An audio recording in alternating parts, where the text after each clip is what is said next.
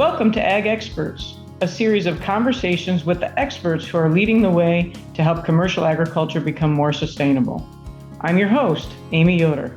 As a sixth-generation farmer and the CEO of Anuvia Plant Nutrients, I'm privileged to have a front row seat to the amazing people, technology, and process changing large-scale crop production.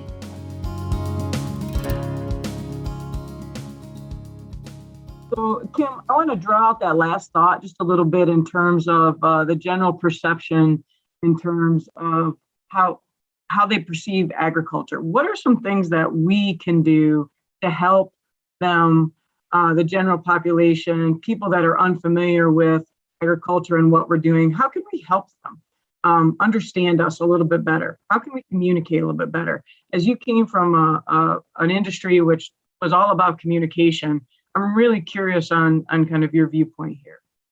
Well, I don't think we need to be preaching to them. Nobody wants to be, everybody wants to be educated, but nobody wants to be preached to. So I think the first thing is that we have a good story to tell. We need to demonstrate it and show what we're doing in that. We need to be able to talk to it in terms that people understand. And that resonate, and on topics that resonate. I'll go back and say food affordability right now is a pretty high tech. Now, what are we doing to make sure that food is affordable? But I think we also need to do a better job in some of our communications. We need to be more proactive.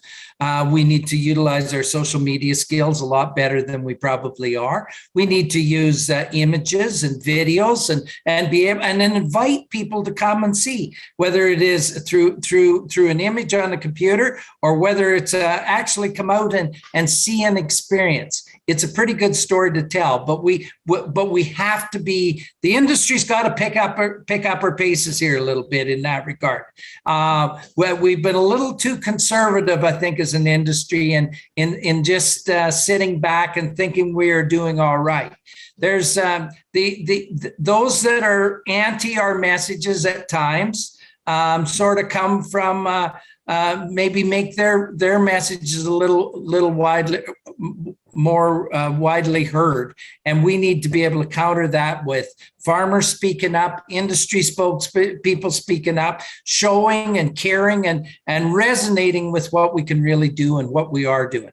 But we have nothing to be ashamed of. Bad apples, we will stand up to bad apples and get rid of those ones real quick. But we have an industry that we can be pretty proud of.